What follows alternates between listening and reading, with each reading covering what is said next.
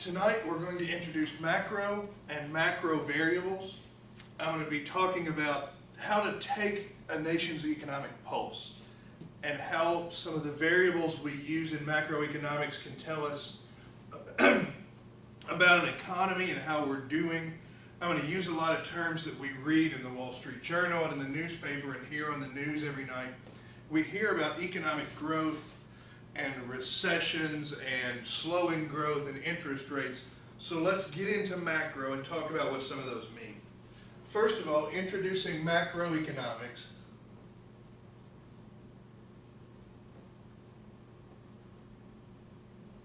We distinguish microeconomics from macroeconomics. Microeconomics is the study of how individuals and firms and companies and families make decisions, spend money, decide on work versus leisure time, decide on what they're going to consume and how much they're going to save. Macroeconomics, on the other hand, is the study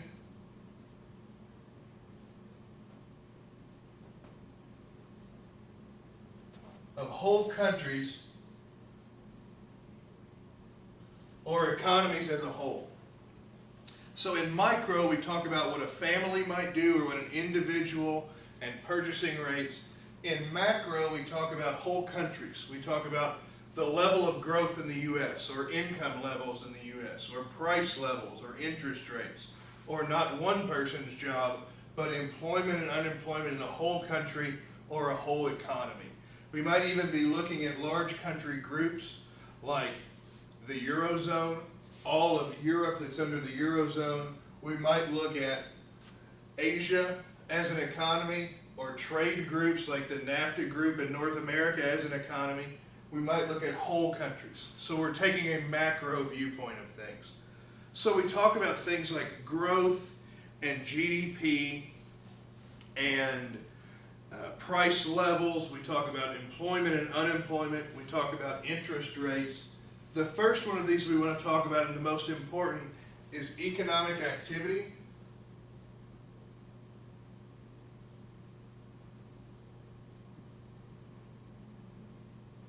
In an economy. Overall economic activity in an economy, which we call typically the output of an economy. What GDP is measuring when we hear that term is the overall level of economic activity. How many people are going to work? How many people are buying things? How much stuff is being created? What level of economic activity? How much stuff are we producing in terms of both goods and services? How many hours of work are we doing? How much stuff are we putting out? We measure economic activity, and we measure this in what we typically call GDP, gross domestic product. GDP is gross domestic product. So economic activity is our level of output, which we measure in gross domestic product or GDP. And I'll go into this further in a bit. I also want to point out that for the most part, in economic models, we call this Y. So when you see growth in output and GDP in an economic model, it's signified by a capital letter Y. That's what we use to signify output. So this is one of our major variables we look at in macroeconomics. In addition, another level that we want to look at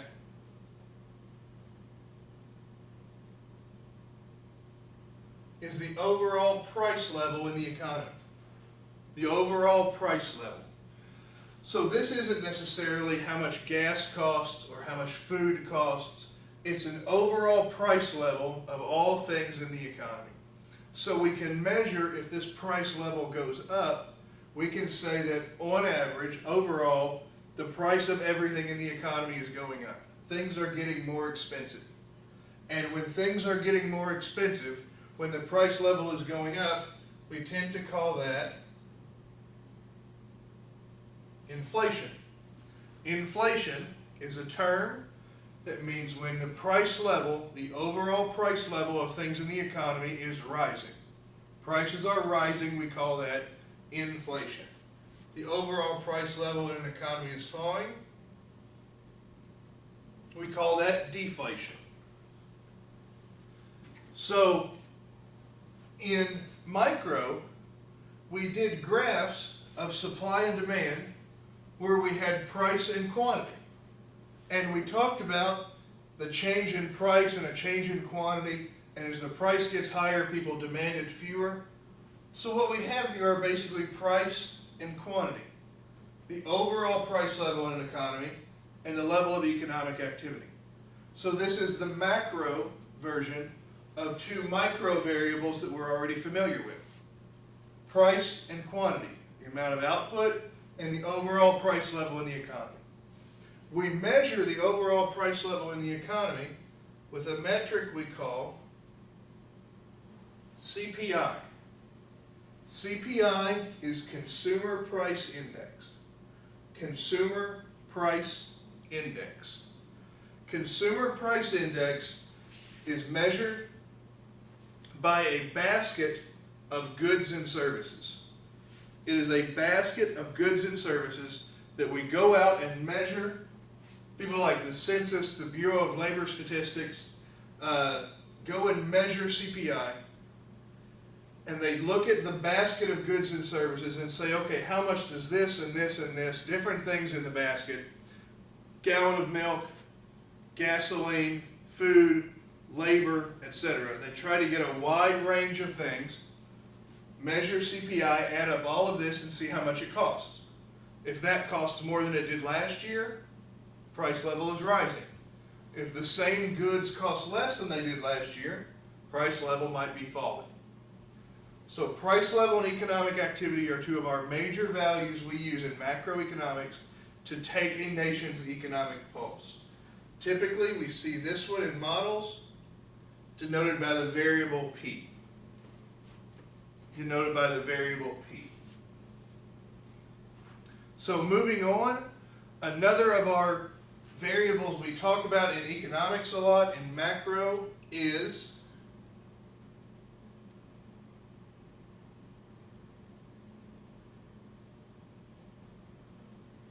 unemployment. We talk about unemployment as a measure of labor in the economy. Employment and unemployment as in how many people are working, how many people are out of work, how many people are looking for work. We measure this similar to economic activity. And we talk about an unemployment rate. We don't necessarily talk about how many people are unemployed. We talk about the rate of unemployment in percentage. So if 10% of people are unemployed, 10% of the population is looking for work but can't find it. This is typically measured by unemployment rate, which we call UR, or simply U.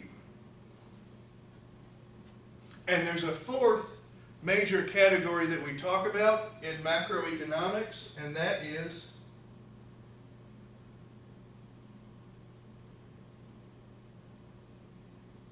one very important price in our price level, and that's the price of money, the price of credit, the price that we have to borrow money, or the price that we demand to lend money to someone else, and those are interest rates, which we will think of as a measure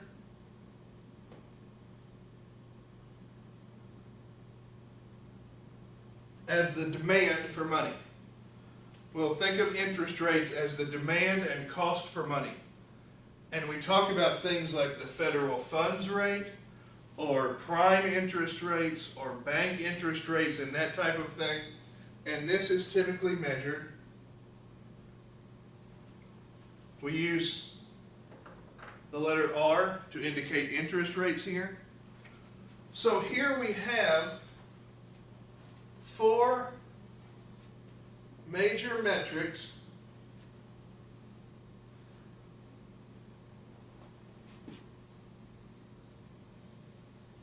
that we talk about in macroeconomics. Four major variables that we talk about all the time when we're looking at taking a nation's economic pulse. I like to think of this very similar to your periodic table in chemistry. In your periodic table in chemistry, we have different elements. We have their weights and their atomic number and some information about them. And everything in chemistry is made up out of those elements. Molecules and compounds and organic features are made up of everything on the periodic table.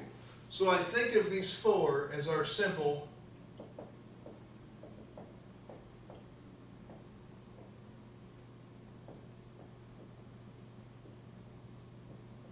our periodic table of macroeconomics. These four variables make up a lot of what we're going to talk about throughout the rest of the semester and moving forward in macro.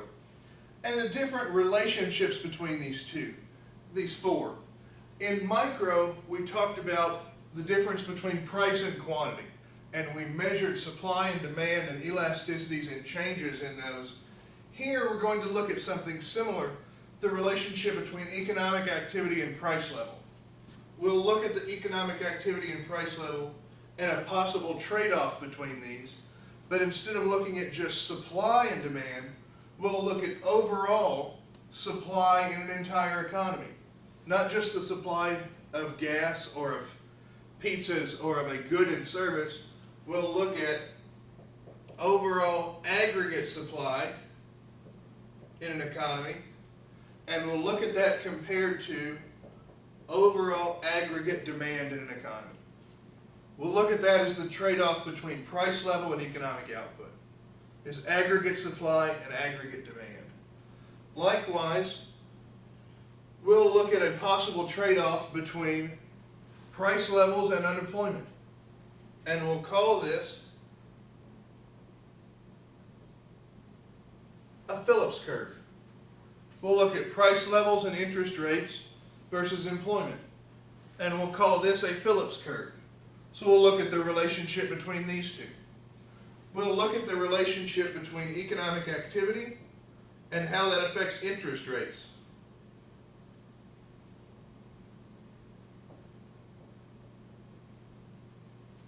And what that has to do with monetary policy, like the amount of money circulating in the economy, and how interest rates can be moved and how markets and actors move monetary policy and interest rates. So we'll look at the interplay between those. And there are a lot of things that impact what's on this table. We'll look at what can move economic activity up and down. We'll look at what can change price levels, interest rates, how unemployment goes up and down. We'll look at changes like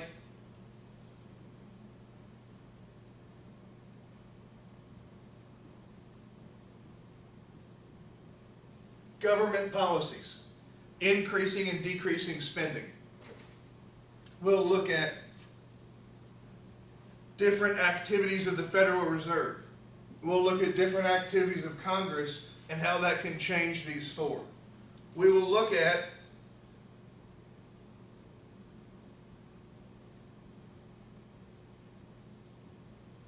a very important factor in macroeconomics is economic actors' expectations, what they think will happen in the future. If you believe in the future the inflation rate will go up and things will cost a lot more, this might encourage you to save more money now instead of spending. If you save and lower your spending, that could lower economic activity. Money sitting in the bank might not be as active as money out there that you're spending. So your future expectation of inflation has an impact on economic activity. We'll look at that kind of thing. We'll look at your consumer sentiment or your attitude and opinion about the economy. If you feel gloomy about the future of the economy and you believe that economic activity will be down, how does this affect employment? How does this affect your decision to take a job or stay at a job? What about borrowing and interest rates? We'll look at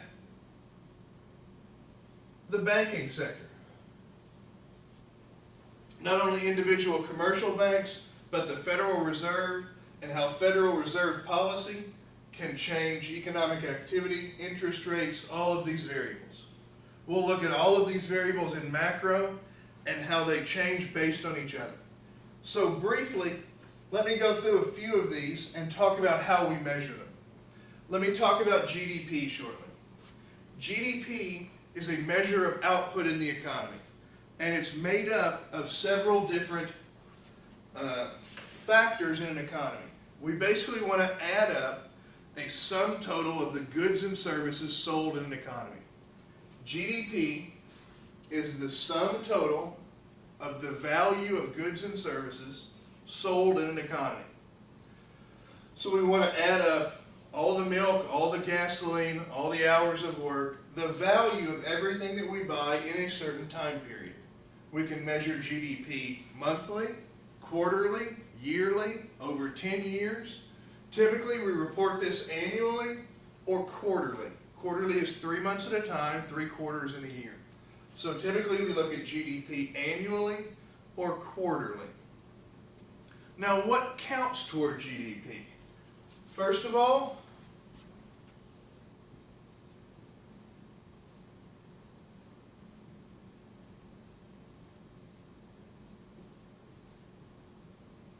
only what we call final goods. Final goods only. Final goods are the last time something is sold. So something might be made out of plastic and paint and ink like the marker, but we would only count the value of the marker once it's sold, so that we avoid double counting. We don't count the value of the plastic when it's sold to a factory, or the value of paint when it's sold to a factory, or the value of ink. All of those we assume are inherent in the price of the final marker, because they're not going to sell the final product for less than what its constituent parts cost. So we only count final goods only in GDP. That is one of the limitations of our measurement. Next, we only count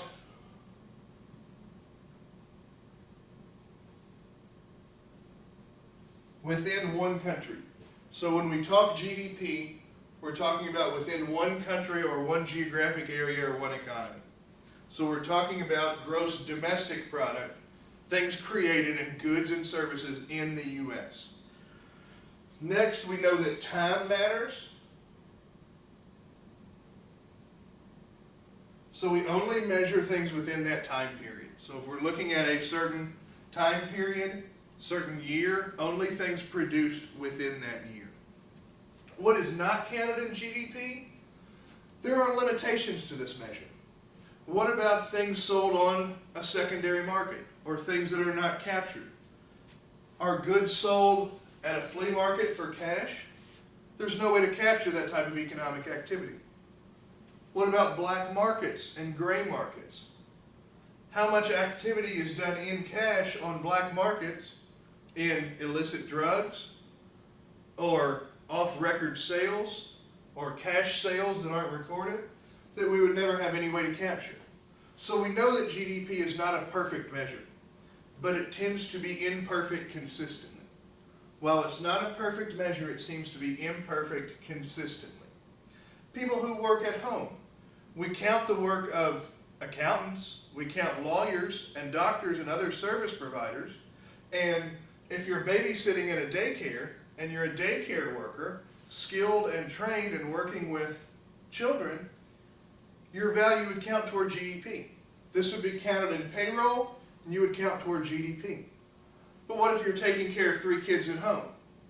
It's certainly work, it's certainly valuable, it's most certainly labor, it most certainly adds to economic activity and output, it certainly helps the economy, but there's simply no way to track it. So we know that GDP doesn't include everything, but it's consistent enough that we can use it to measure economic activity and output in the economy. I want to add one more thing about GDP, and that is our overall calculation. We use the following formula to represent GDP, and that is, using our Y, we say that GDP equals consumption, which is everything that everyone in the economy buys and consumes. It is consumption plus investment in the economy, gross investment in the economy, plus we use a capital G for government spending. Government spending, everything that the government spends on building roads, building bridges, paying soldiers, purchasing food, government spending, plus our exports minus our imports. So exports is everything we produce and send outside the country, minus what we import or purchase from abroad into the country. And collectively, we call this portion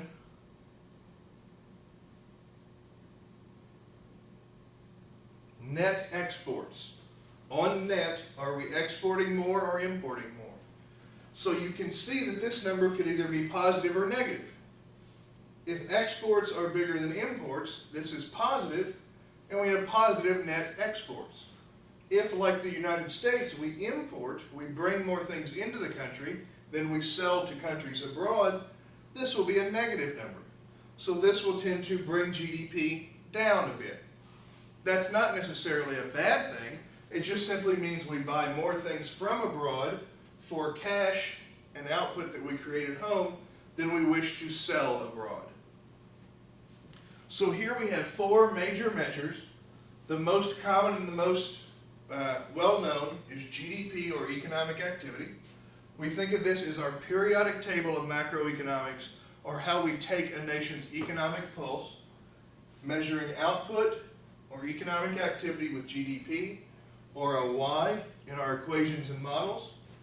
We measure overall price level, or inflation if prices are going up, or deflation if prices going down, with CPI, or Consumer Price Index, and that's a P in our model. Unemployment, or a measure of labor, which we measure by an unemployment rate, a percentage of the labor force that is looking for work and can't find it. And interest rates. Interest rates are the price that we pay to borrow money, or the price that we demand to loan our money to someone else, which we call R, which we'll get into in the future. But we'll talk about the interplay of these with aggregate supply and aggregate demand, how we measure economic activity. We'll break down this equation. We'll talk about consumption. We'll talk about investment. We'll talk about government spending and how these things change each of the variables in here. So we'll use this as our map of macro going forward. Thank you very much, and we'll see you next time.